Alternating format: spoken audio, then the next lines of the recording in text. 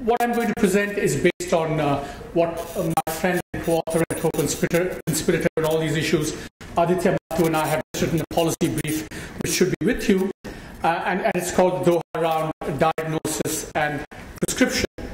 Now, let me say at the outset that we do agree wholeheartedly with Ambassador Schwab's broad message that Doha has its stands, maybe beyond and not worth salvaging. She said it in 2011. The Economist gave the one finger in 2003, and we actually said it in 2009 in a foreign affairs piece, where we also outlined a future agenda. But I think coming from Sue, I think it has a lot of power and resonance. Having said that, however, I'm going to question two aspects of Ambassador Schwab's analysis, which relate to what I would call, the analysis underlying her message and the kind of implicit allocation of blame with which I'm going to pick a little bit of a bone with her. And the second part, the prescription, what should we do going forward? So let me start with the analysis. Leave aside the multiple explanations of failure that Susan has outlined, and let's focus on one of her complaints or explanations, which I would call, it's the fault of Brazil, India, and China. So let's take up that particular explanation of Ambassador Schwab.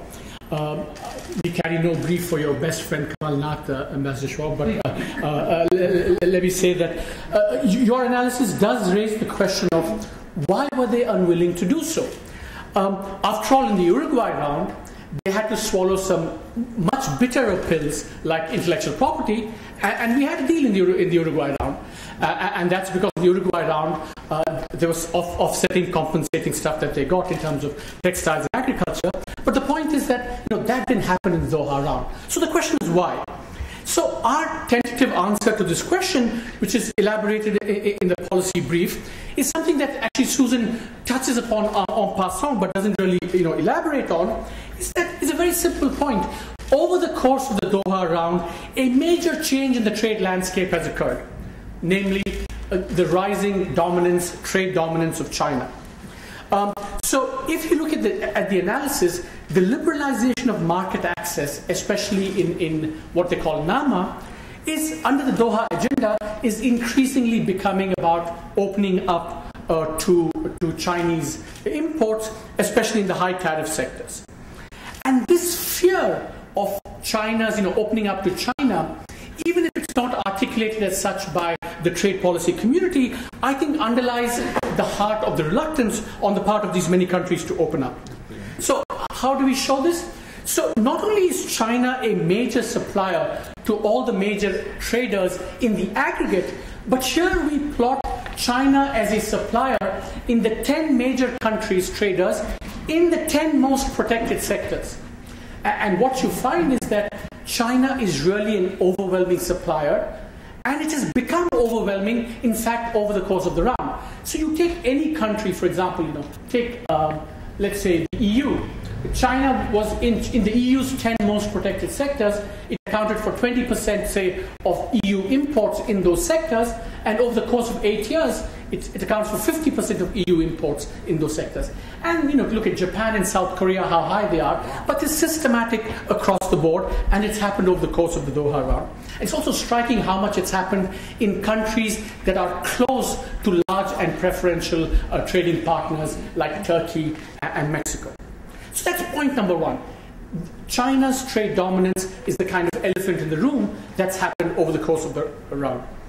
The second, I think, point is that adding to the fact and fear of China's dominance has been China's exchange rate policy. The perception that an undervalued exchange rate, by the way, an undervalued exchange rate doesn't just affect action or doesn't just add to problems in a country's own market. It creates competitiveness pressures in the Chinese market and in third markets. And so the fact that this dominance has been acquired by China, in part by an undervalued exchange rates, has added to the political perception that this is not kind of an easy or a fair game to play, that the whole trade negotiating dynamic kind of tends to get undermined by exchange rate policy. Now, how can we show this? think of the exchange rate as affecting the bilateral balance, i.e. the difference between exports and imports. And in this chart, we plot that bilateral trade balance of the 10 major countries vis-a-vis China. And once again, what you see is that one thinks of the trade imbalance problem as a kind of EU-US problem, but it's actually true across the board, apart from Japan and South Korea. Over the course of the round, China in manufacturing has been running consistent trade surpluses with Turkey, ASEAN, Canada, Russia, Mexico, India, EU, United States. So the exchange rate is a key part of this puzzle. And as an aside, I might say that, just as war is too important to be left to the generals, perhaps it's time that we shouldn't leave exchange rates just to central bankers and finance ministers, and the trade guy should get in on this act as well. Now, as an aside here, I think the Susan Schwab view that everyone is to blame except the United States, I would question that to some extent. Now, well, and let me say it in this pointed, sharp fashion, Susan. Ask yourself the following question.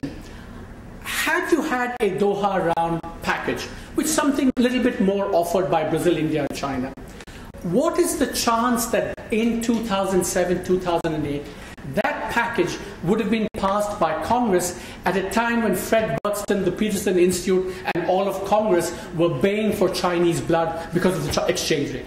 The notion that the US would have been willing to open up its markets in the apparel sector to China when China was, a 20-30% imports tariff and an export subsidy, I just don't believe that could have happened in the United States. So the US is part of the blame game, as it were. Just as, and it's not to say that India and Brazil and China didn't play their part, but I think we should be a little bit more balanced about this. So from analysis, we go to prescription. Susan had a variety of scenarios for where to take this forward. In contrast, our analysis, because of highlighting this salient feature, actually suggests that if you want to move forward, there is just one key central question that needs to be addressed before we can move beyond Doha, and that is, how will the trading system adapt to and be shaped by a dominant China? We need clarity on what China, as the rising power, wants out of the trading system. We want to know what others want of China from the trading system, and how the trading system, through the mechanism of give and take and reciprocity, can help achieve that. Unless we crack that central problem of China's dominance, I don't think there's much way forward in terms of going beyond the Doha Round. In our foreign affairs paper that I referred to, that Aditya and I wrote, we in fact actually had some suggestions on what a new agenda might include. Of course, perhaps the exchange rate, but also export restrictions in food and energy, which Ambassador Schwab spoke about, trade and climate change.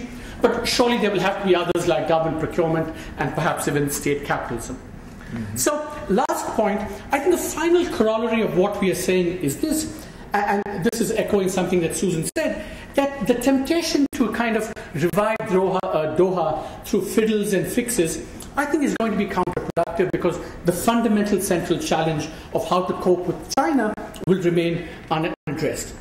So my last thought is, if the Doha Round is to be completed before the Doha World Cup in 2022, perhaps what we really need is a China round of trade negotiations, a China-focused round of trade negotiations. Thank you.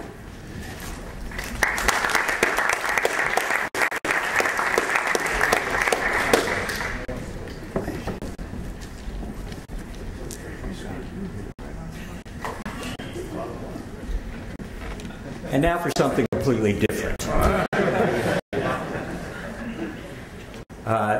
There isn't an institute on anything, and as you will see, there are differing opinions in the institute on the nature of the problem and the required course forward.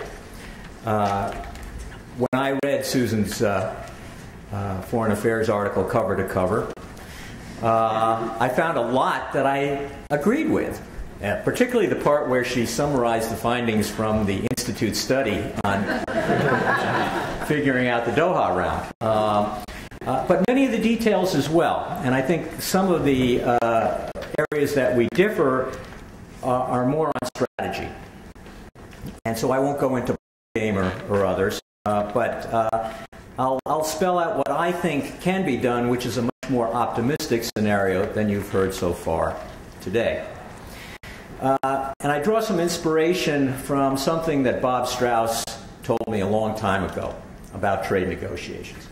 He said, a trade negotiator has to act like a jewel thief. He says, you break in, you grab as much as you can, and you get the hell out of Dodge quickly. That was his idea of what you do in a trade negotiation. But it doesn't work if the jewelry store shelves are bare. And that's essentially what we have right now in the Doha Round. What's on the table is rather meager, and certainly not enough to assure that any deal would pass congressional muster. And therefore, signing such a deal wouldn't make any sense because the check would bounce when it came up to Capitol Hill. That is summarizing a much bigger story about the ills of the Doha Round. And, but what do we do at this stage? The option of declaring victory and going home is certainly totally unfeasible. The check would bounce. Susan prescribed a variant of the declare failure and move forward. But I am skeptical that killing the Doha Round will save the WTO or allow the resumption of new negotiations. For a simple reason. For the majority of the WTO members, the issues that have been in the forefront of the Doha Round and have caused the impasse are the priority concerns that they have, not the 21st century agenda issues that are heralded by the United States and some other countries.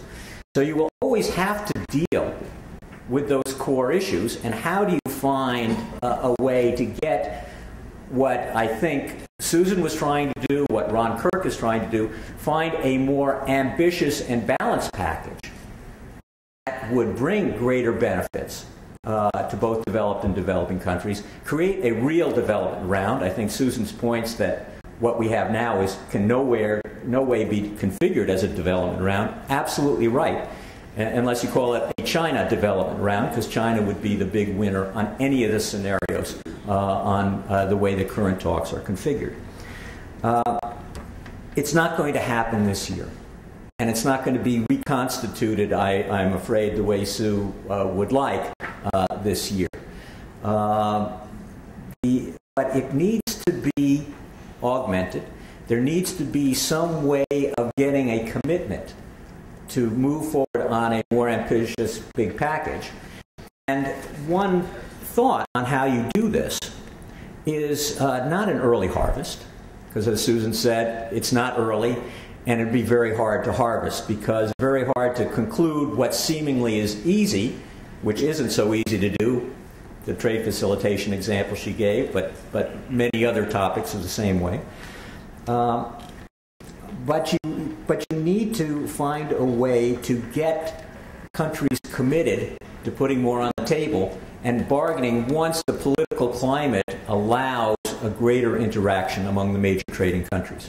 So this is a commitment that is needed by the major trading countries, not by the vast majority of WTO members.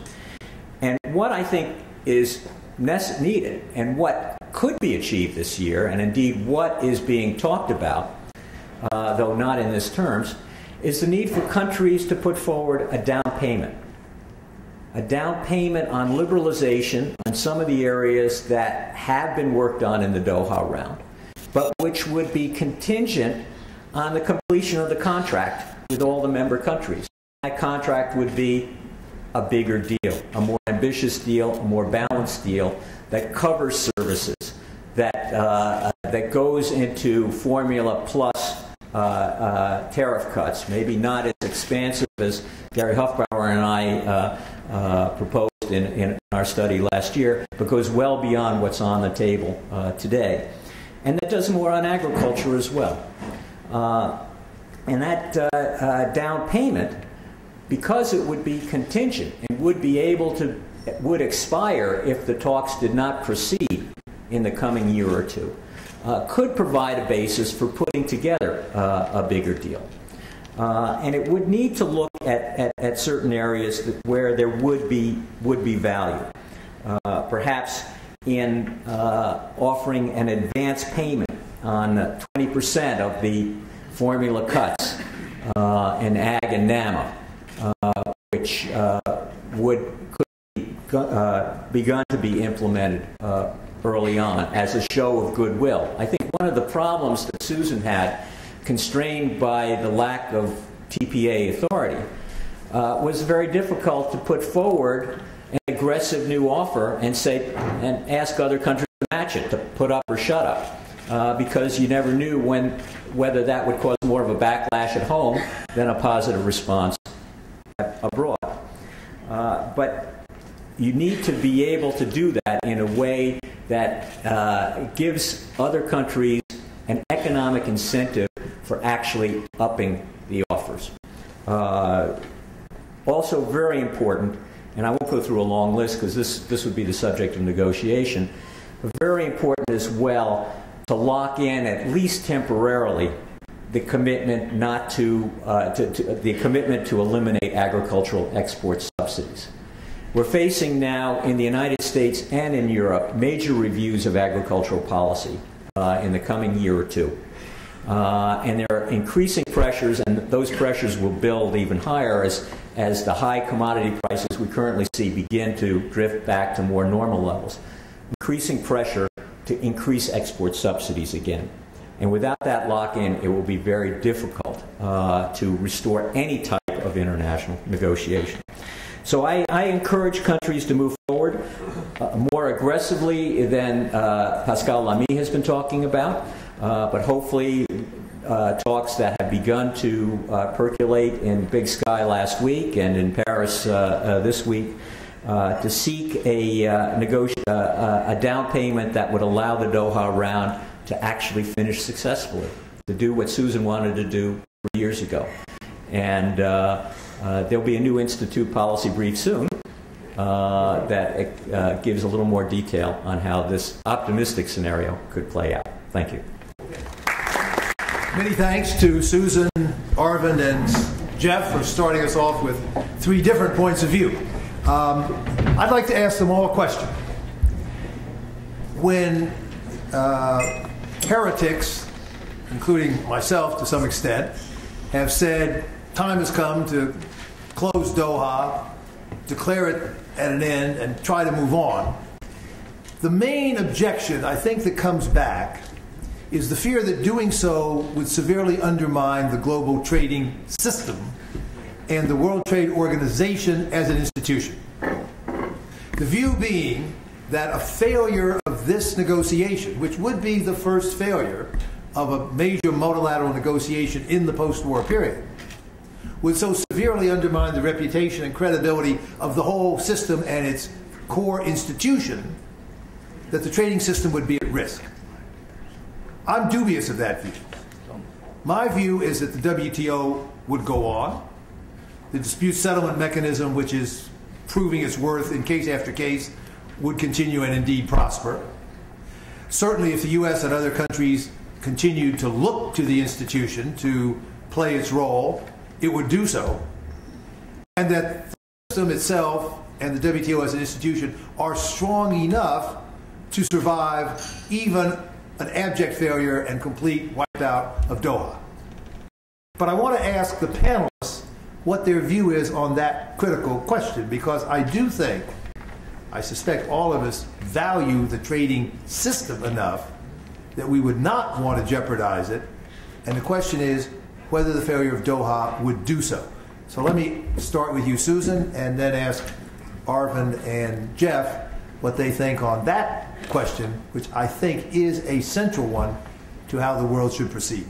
Well, I think as you could tell, from my perspective, the failure of Doha would be very, very sad. I do not think it would do permanent damage to the WTO or the multilateral trading system. And as I indicated when I started out, the impetus for this article was my own sense that pretending somehow there's going to be a happy ending to the Doha Round is doing more damage and is a greater threat to the multilateral trading system and to the WTO than being honest with ourselves and moving on, taking lessons learned with us.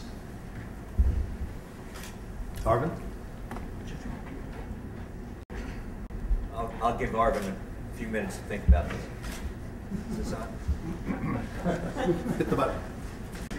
Okay. I think you presented the question in such a extreme fashion that it's easy to say you're wrong. But the answer has to be nuanced. Not 1,000 flowers bloom. There's a real risk that a failure of the multilateral negotiations after 10 years of barren effort will not have the desired result that Susan suggests, that would encourage countries to go back to the table, but would rather encourage countries to seek more practical and efficient means of dealing with their trade and investment problems. And the fact that the quality of bilateral and regional agreements is improving, that the scope of those agreements has become more comprehensive, and certainly the Chorus FTA is a highlight of that, and TPA is trying to follow, the TPP is trying to follow that model, I think means that it would be hard to get people back to the negotiating table. But there's a second problem, and that is, by not having an effective legislative function in the WTO, you're not dealing with the problems that are coming up, with the exchange rate concerns that you've argued so eloquently about, but many other new issues that where the dispute settlement mechanism cannot effectively address the gaps in WTO rights and obligations. And there will be pressure on WTO panelists and appellate body judges to begin to interpret and create WTO law through rulings. And the Congress is already extremely violent in opposition to any such movement in that direction. And I think it will be much more difficult to find compliance with WTO rulings over time when the body itself is not helping to resolve ongoing and new commercial disputes. So I don't think it's an immediate body blow, but I think it is a slow but sure erosion of credibility and therefore use of the multilateral trading system. Just a quick reaction, Fred. I completely agree with you, but I would pose the question in the following way in terms of assessing.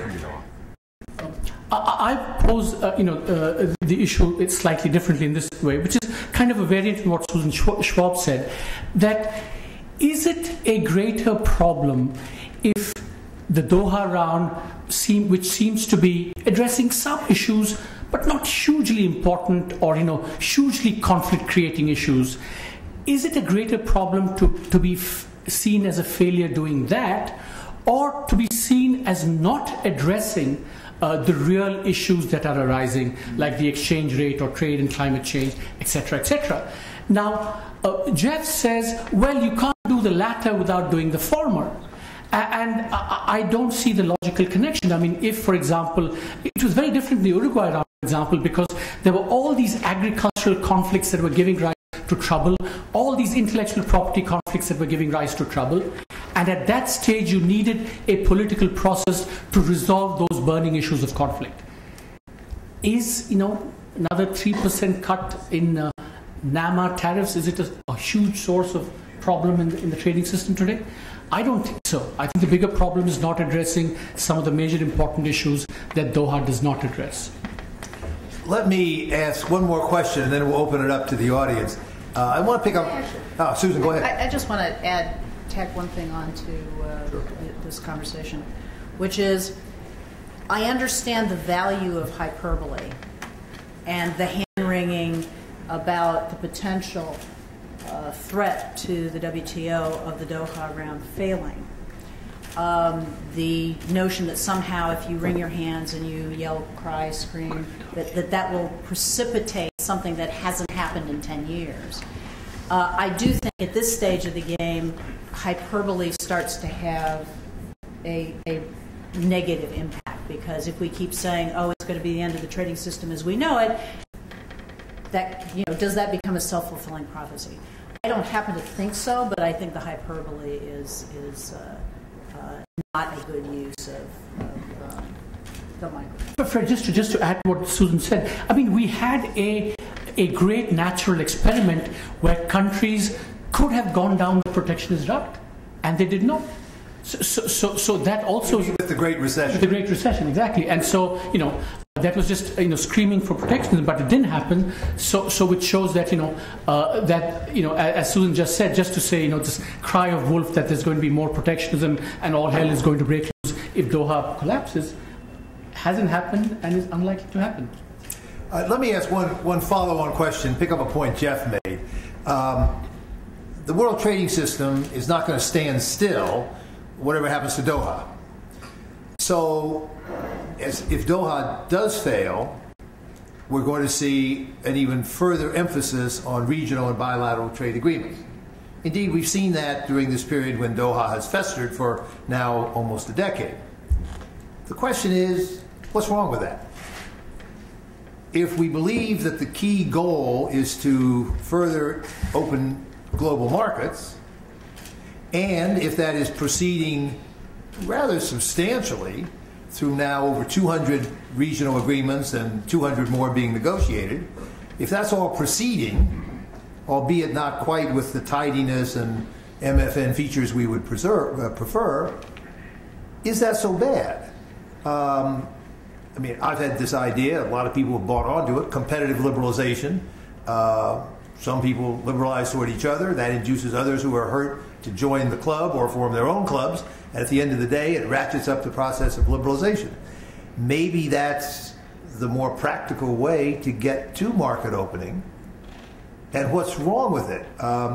Jeff made the point, I was on a panel yesterday with 3 APEC trade ministers, including Tim Grosser from New Zealand, who's one of the most astute people in this whole field, and he made the same point Jeff made just now, that the preferential agreements are actually getting better. They're getting more comprehensive. They're moving toward a broader coverage. They're becoming more compatible with the global system. Their coverage is pretty wide. So what's wrong with that alternative avenue? You might say we've tried 60 years of GATT, WTO-centered multilateral liberalization. Now we're probably at least 2 decades into an alternative course of regional or bilaterally based liberalization. And is it just an alternative means to the same end?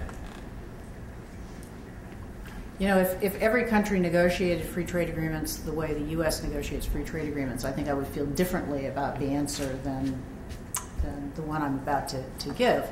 There are so many pathetic excuses for free trade, so-called bilateral and regional trade agreements out there that are truly distorting commercially, confusing.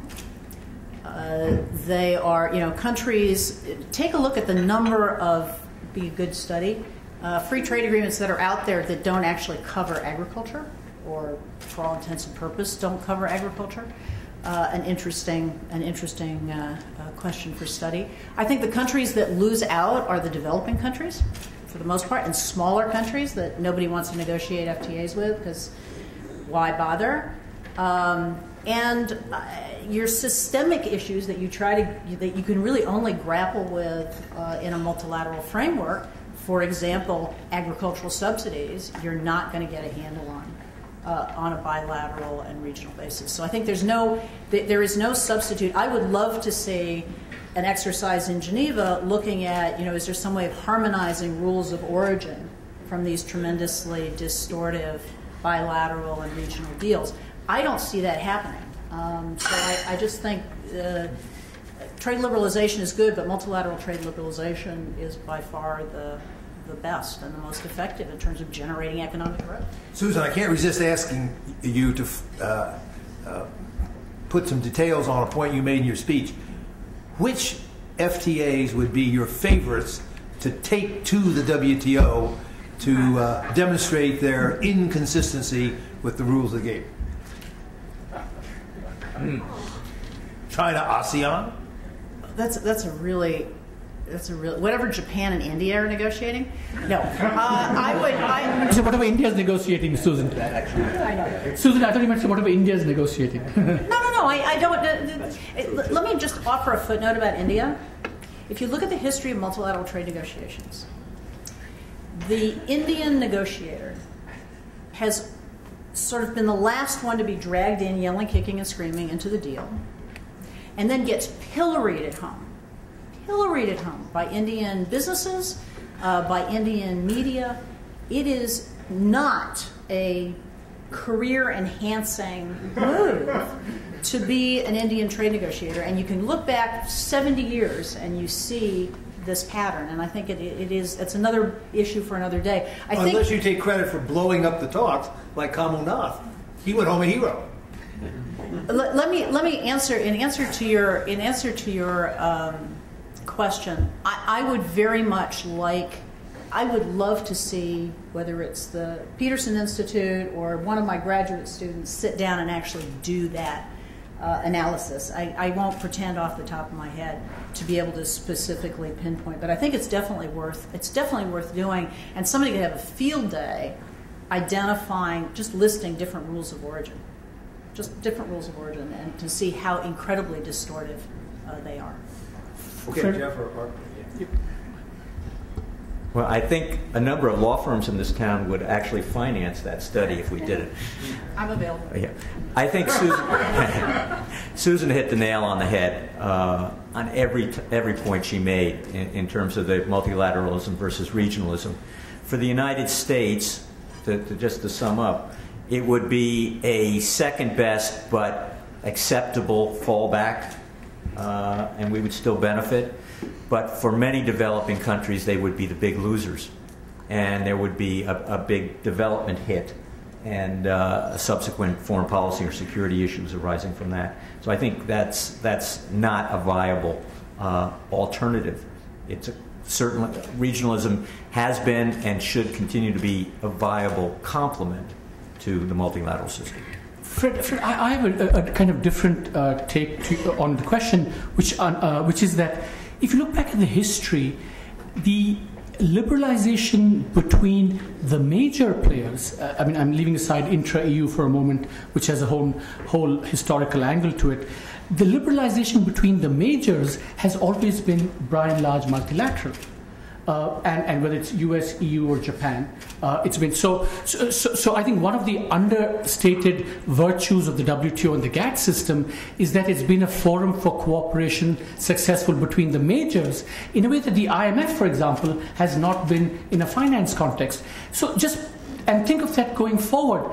When China becomes part of those major players, would you want to have bilaterals involving China? Or would you want to anchor China in the multilateral system? So I think with the emergence of China and the possible unbenign exercise of hegemony by China, possible, I'm not saying it's likely, I think I would feel much more comfortable doing these things between the majors and involving China multilaterally rather than regionally. Just a footnote, and then we open it up. There is a middle course, of course, and the whole strategy behind the Trans-Pacific Partnership en route to a free trade area of the Asia-Pacific is ultimately to embed China in a mega-regional arrangement. Now, that would also link it with the U.S., Japan, and some other big trading partners, not as fully as a WTO multilateral deal would do, but maybe would anchor it and embed it more firmly because, by hypothesis, a regional deal would go further. So that is an intermediate option, which is in fact now in train with the TPP talks. Okay, Will, and then back to Howard.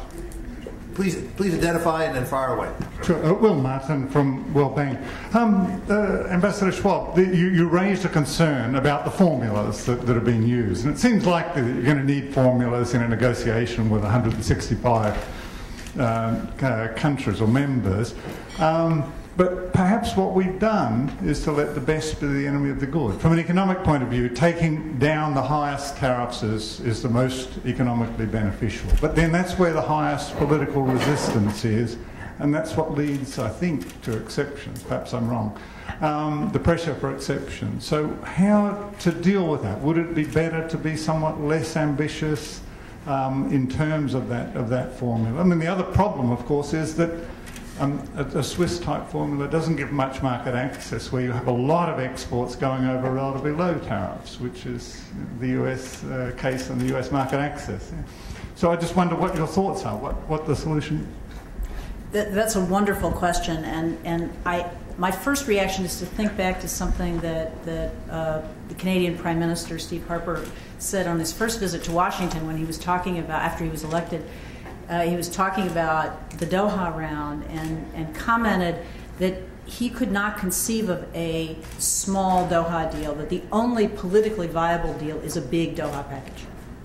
And I think at the end of the day that is ironically correct, and the challenge, as Jeff and Gary and others have articulated, is there really isn't that much on the table. A huge amount of effort. And the formula flex model, I don't have a problem with formula flex. I think you have to have a formula of some sort. And I like the idea of going after the higher tariffs the most. The challenge in the Doha Round has been that because of the black boxes, because of the exclusions, everybody knew what they were giving up. Nobody knew what they were getting. And so you end up with 10 years of negotiating about negotiations and about formulas rather than negotiating about specific products or services or rules that you can take back to constituencies and start building a constituency. So for example, if you took a Swiss type formula, and we can, and I mentioned a sliding scale, but there are various ways of doing it. The real key, though, is to have everyone involved able to negotiate above and below formula cuts, so that there's some accommodation for sensitivities, but there's actually a real negotiation where countries sit opposite each other or in small rooms and give and take, and then you get a sense of momentum, which I think maybe for 24 hours in the last 10 years there's been a sense of momentum. And you get a real negotiation. And at that point, you can build real constituencies. But it has to be a big deal. And you do need some. You can't just go in. We can't go back to the old request, 100% request offer, because that's just, with 153 countries, it just is not a viable approach. But yes, there needs to be more general flexibility. But you need to go for a big deal, because the small deal won't cut it. Howard? Sue, I want to go back to Fred's question. Was it just an accident that over the last decade we had a weakening inability to bring the Doha home, and there was a great proliferation of bilateral agreements, bilateral and regional agreements? And so I'd like, if you can step back now from your position and say, to what extent did the proliferation of those agreements actually weaken the resolve to get a Doha agreement, number one? And this is a separate question. It sounds like the same, but it is actually separate. Could you, since you were right there, can you now respond to that question about resources? Do we in the United States, in our negotiating, in USTR, do we have the resources to pursue a dual-track negotiations on the Doha and regional and bilaterals? And how did that affect other countries too? All good questions. There are some who would argue, there's some who would argue that the Doha Round never successfully started. I mean, the Doha Round failed in 1999 in Seattle. The effort to launch it in 2001 met with the crash and burn in 2003. I mean, there has been a decided lack of momentum. Now, during this period of time, as I said, the good news is economic development has sort of overtaken, economic growth, economic development has sort of overtaken this development round. And there are, different countries have different motivations. I would say that if the WTO and the GATT before it let us know that developing countries were founding members in 1948 and have always been at the table and have always played an important role at the table. with sort of a trade-off between what they had to give and their free rider option. And so I think the fundamental issue in this past decade has been the difference between the self-perception and the perception of others of the capacity of the emerging markets to contribute to the whole, to contribute to the greater good. And you see it in climate change, and you certainly see it in the Doha negotiations. And at some point, that the differing, conflicting perception and self-perception, hopefully you will see that come together, and maybe you will have a stronger outcome. But one could argue that this has been doomed since at least 2003 or 2004. And that no amount of political will or goodwill was going to change it. I think if you had a different formulation, and the large emerging markets and the developed economies really would like to make it happen, you can get a dozen countries represented or a dozen groups represented in the room, and you could outline today a viable deal. I think there's going to have to be a grieving process. On the resource question, on the FTA regional deal question, I think certain countries have reached a tipping point, and the U.S. sometimes there are points where I thought maybe our constituencies reached a tipping point where it's just easier to negotiate the bilateral and regional deals and forget the multilateral. I think there's some countries that clearly have reached the tipping point. Any country that has really serious imports, very strong, powerful import-sensitive constituencies, they are much happier doing the bilateral deals if they can have exclusions. Multilateral deals are, in a way, harder. On the resource question, if there's any country in the world that has the capacity to walk and chew gum at the same time, it's the U.S., and that is attributable to the incredible strength and intellectual depth of the professionals, first and foremost at USTR, but at the Commerce Department, the Agriculture Department, State Department, others who are active participants in the interagency process. Most countries don't have that capacity and don't have the depth and don't have that intellectual heft. So while it's a challenge, and the folks involved in the Doha Round were, by April of every year they were 1K flyers, reached 1K status. It still was for a good cause, and there was a lot of energy there and tremendous commitment and intellectual capacity. We're almost to our witching hour. Let me ask one final question and try to reconcile an important difference that came from the initial presentations. Susan and Arvind both said, let's wrap this thing up and get on to a more meaningful agenda. Jeff said that won't work because a lot of the countries, maybe a majority of the countries, are still really interested in the current agenda. How do you square that circle? I think there is a way. It's through pursuing the new agenda through plurilateral agreements, not a comprehensive all-in WTO agreement.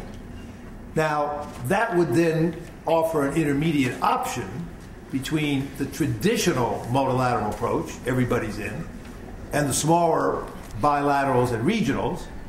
But it would mean that, as in the subsidy code, as in the procurement code, 30, 35 countries, the ITA at its start, 30, 35 countries start the process, open to others to come in, but you don't let the train be derailed by the 153 or 178. Is that the viable way forward that would resolve the conflict between your initial presentations? I think it's a viable way forward. Rather than regional, I think plurilateral, the rolling round concept, the coalition of the willing and able to do a sort of highest common denominator. I talk in the paper about highest common denominator deals. I think that is definitely one of the approaches that we can and should be looking at. It'll work for certain sectors and certain issues and not for others, but again, I think this goes to the point of not having this sort of single undertaking where everything is, where the flotsam and jetsam sort of hold up everything and the dam up everything. but sort of this rolling round where you get done what you can get done, and you slowly but surely build out the concentric circles around a highest common denominator set of agreements. Jeff? It is practical in very limited circumstances, and probably not the ones you're thinking about in terms of new issues. Part of the problem is the ITA was a wonderful precedent that is going to be very difficult to replicate in other areas. If you think of the exchange rate issues that you've talked about, or climate change, the countries that you would need to have in the core of any plurilateral are the ones that disagree with each other. So it's going to be very hard to craft a core. So should that be one of the options for the trade agenda going forward? Absolutely. And in fact, the TPP, in some sense, is trying to do that in some areas. But I don't think it will be a good alternative to trying to re-engage the multilateral process by getting other countries to buy in for the bigger deal. There's been no negotiation, as Susan said. Nothing on services. If you bring services to the table, you might have a little more flexibility on agriculture and NAMA. And with that flexibility, you could perhaps craft a bigger deal. But we don't know because we've never tried it. There has been no experience, and that's one of the problems that has led to such a dire result so far in Doha. I agree completely with Jeff on this, Fred. I mean, it's a nice idea in principle, but think of a plurilateral agreement on the exchange rate without China, or climate change without India, and you're not left with very much. You'll have not one Hamlet without the Prince of Denmark, but many Hamlets without the Prince of Denmark. Okay. We've come to our end. I want to thank Susan particularly for her provocative and very illuminating comments. Jeff and Arvin for helping lead off the discussion and respond. Thanks to all of you for a bunch of good questions and for attending so faithfully. This conversation, I'm sure, will continue. Meeting adjourned. Thank you.